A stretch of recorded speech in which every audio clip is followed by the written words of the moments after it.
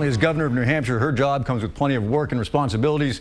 But Maggie Hassan is also doing double duty as she mounts a campaign for U.S. Senate. And it's that race and campaign we're going to talk about this morning. Governor, thanks for joining us. Good to see you. Thanks for having me. How's everything going? Everything's great. Yeah, you've taken some heat this week, or actually the last couple of weeks, for out-of-state travel during this campaign. I'm not going to second-guess what you have to do to run an expensive campaign, because certainly you're up against a well-funded incumbent. But a lot of people question whether you left the state in proper hands. Do you feel like you had to notify the Senate president, because a lot of people said that you hadn't? Well, my first priority is always working for the people and small businesses of New Hampshire each and every day. These attacks are really very partisan and pretty hypocritical when you think about it. On many of the days that they're talking about, I was in state and then went out of state for a short amount of time. But what's really important is that people know that in the 21st century, I'm in touch all the time, and the hypocrisy of these attacks is really pretty breathtaking when you think about the fact that Senator Ayotte was recently back here in state for what's called the State Work Week. She had no public events scheduled for 80% of that State Work Week while she was doing private campaign events. So this is really partisan and hypocritical. What people need to know is that I will always put my job as governor first, and if there's an emergency, I will always drop everything, and we make notifications as appropriate. So you didn't, is that portion of the Constitution antiquated? Does that need to be changed? Because there's opinions that are out there. Well, there are opinions. There is no notification required. What is important for people to know is that I'm governor 24/7 wherever I am and whatever I'm doing, and I'm in constant touch. And when it's necessary and appropriate to notify the Senate president, I do. All right, let's talk about some news and notes of the week. Obviously, Hillary Clinton is a friend of yours. You guys have campaigned together, but recently a State Department audit, you know about the email controversy. We've been talking about it for months. State Department audit says that she was in violation of security standards, national security standards. Are you troubled by that at all? Secretary Clinton has apologized for the way she handled her emails. She has said she should have done it differently. And that's not what this election is going to be about. I support Secretary Clinton because she and I are both fighting to expand middle-class opportunity.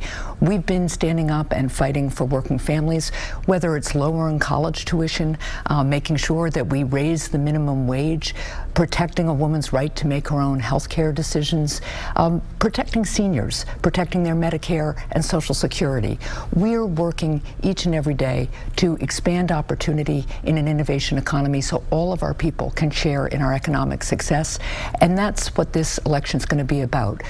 It's going to be about, in this Senate race, whether people want a U.S. Senator who will always put New Hampshire first, who has a proven track record, as I do, of making progress for the people and small businesses of New Hampshire, or whether they're going to continue to have a senator who puts special interests and the far right of her party first and refuses to do her job on things like the Supreme Court. Right now, a number of states are locked into a lawsuit with the federal government over the transgender bathroom bill. So just I want to get your take on this. Should a student use a restroom with the gender they identify with rather than how they were born? New Hampshire has a long tradition of inclusiveness. We all know that when we can include each and every person in the economy and our society, that we unleash talent and energy and we all grow stronger together. And we do that regardless of sexual orientation or gender identity. I'm confident that New Hampshire schools can work with this directive, with their parents and teachers and students, to find a way to include all students and respect all students. And I'm quite confident that we can do that, and some schools have made great progress on it. Did the president go too far, though, making a national edict on this? Is this a state's issue? The president issued a directive that I think is a really important one that says each and every student needs to be respected for who they are so that they can learn free from the kind of pressures that we know can really hurt some of our young people. And we see examples throughout the country of schools working to make sure that this issue is resolved in a way that respects all students and their privacy, and I'm quite confident that New Hampshire can do the same thing. In fact, many New Hampshire schools have. Any Democrat running for election this year is going to be tied to Secretary Clinton to a degree and President Obama. When it comes to President Obama, what areas do you part ways with him? And there's an area of trade. Well, certainly. On the issue of trade, trade done right can be really, really beneficial. As governor, I've worked to revitalize our international trade office. I have reinvested in trade promotion because I know how important it can be to help our businesses find additional markets through exports, and that can help create jobs. But at the same time, any trade agreement has to really help New Hampshire and American businesses create good, strong jobs. And they have to do it at the same time while protecting workers, protecting human rights, and protecting our environment. After reviewing the TPP carefully, I am very concerned that it doesn't meet those standards. In particular, as well as not protecting workers' rights enough, human rights, and the environment enough, the whole dispute resolution mechanism in the agreement is really geared towards large national corporations, not the kind of small businesses and workers that we need to make sure we protect in New Hampshire. So I oppose the TPP. Was it rushed, do you think, to a degree? What I look at is just the details in the plan itself. What I'm concerned about is that we do trade right, and I don't think this agreement gets us there. Let me ask you about some foreign policy issues. Right? I mean, we have some pretty dangerous situations going on right now. Russian warplanes buzzing American ships in European waters. What should do you believe the U.S. policy be when it comes to dealing with Russia as it relates to what's taking place in Syria in that region? Yeah. The safety of our state and the security of our communities has always been my first priority as governor. It will continue to be my first priority in the United States Senate. We know that we have to do more to confront terrorism around the world. I've laid out steps that we should take to defeat ISIS. We know that we have to hold those nations supporting terrorism accountable, but we also have to keep nuclear weapons from falling into the wrong hands. And we have to stand up to the aggression that we are seeing from Russia and China. And certainly in the case of Russia, they have to stop blocking a political resolution in Syria so that we can begin to resolve what's happening in Syria and make further progress in the war against ISIS. And we have to hold them accountable for their aggressive actions in other parts of the world, like the Ukraine and Crimea in particular. So as we move forward, we're going to have to find more ways to hold them accountable. Some of the sanctions we've imposed on Russia, they've now actually admitted have really hurt them, and we need to be looking at other ways to bring them to the table and to stop their obstruction, in particular in Syria. So how engaged do you think, should the president be reaching out to Vladimir Putin at this point to engage in some dialogue?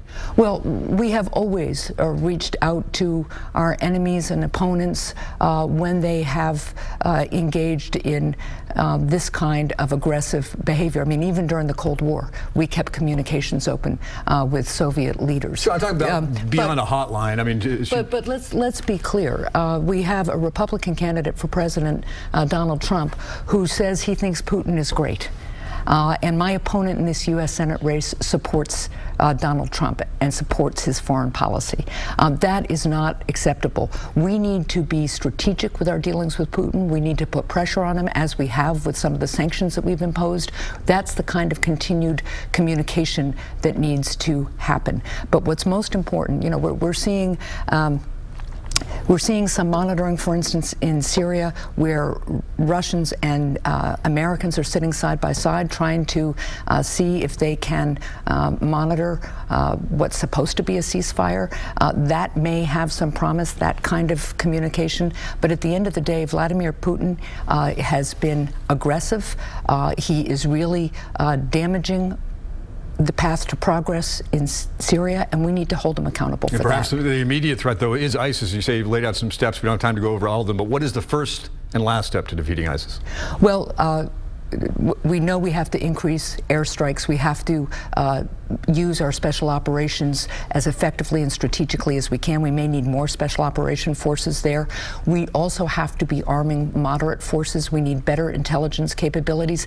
And the most important thing we should be doing, and I'm very disappointed in the United States Senate, my opponent in this, there should be a new authorization of use of military force before the United States Congress, debated by them. We need to be clear with the American people what it will take to defeat ISIS so that we can do this in a unified way as a country together. And my opponent and the Republican Senate leadership have refused to take up a new AUMF, and that's really a disgrace. One area that your opponent, Kelly Ayotte, and the president part ways, one of the areas, I should say, Gitmo, the detainment center at Guantanamo Bay. Do you think it needs to close? I do not support the president's proposal for closing Guantanamo Bay. What's most important to me is that any proposal that comes forward, if it is to be supported, is very, very clear about how it would protect our country's security and our vital national interests. The president's proposal does not do that. For instance, it doesn't indicate how we would keep terrorists from getting back on the battlefield. So I don't support that proposal. All right. What about the Democratic infighting? I mean, just a couple of weeks ago, we thought the Republican National Convention was going to be a circus down there. It appears that it's now the DNC this summer that really could see some things going on between Bernie Sanders supporters and Hillary Clinton. Are you concerned the impact that that could have for every incumbent or Democrat seeking higher office? I am quite confident that we will have a unified Democratic Party at the convention. I think it's really important that both of our candidates have been articulating what's important to working families in the United States of America, focusing on how we make sure that everybody can climb that ladder of success. Everybody who works hard to get ahead can stay ahead. Hillary Clinton has a lifetime of service in which that's what she has focused on. Again, whether it's lowering the cost of higher education and making it more relevant, protecting our seniors, supporting a woman's right to make her own health care decisions and control her own destiny. Both Donald Trump and Kelly Ayotte support defunding Planned Parenthood and overturning Roe v. Wade. And when you look at what the Democrats are talking about, they're talking about how every American can have a chance to participate fully in our economy and our communities, how we can unify and move forward. And that's what we're going to see out of a unified Democratic convention this summer. And we're just about out of time, but I want to ask you, how do you get that group of voters out there that are so frustrated that it's anything but the establishment, which to a lot of people Hillary Clinton represents, and get them into your camp, because obviously you need them to win? What I hear from Granite Staters all across the state is their frustration with Washington. The system seems and is rigged for special interests and against the middle class.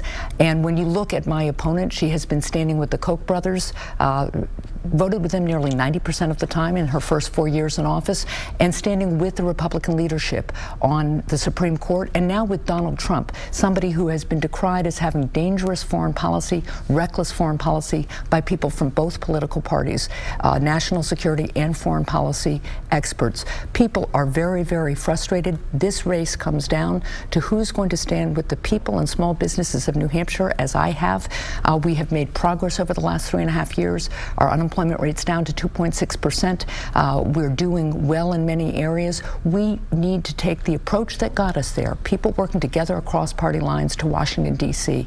People are frustrated. I know that they're going to be able to see an opportunity to unify and bring the New Hampshire way to Washington, and that's what I plan to do. Quite a debate ahead. Best of luck to you, Governor, moving forward. Thanks for joining us. Thank you.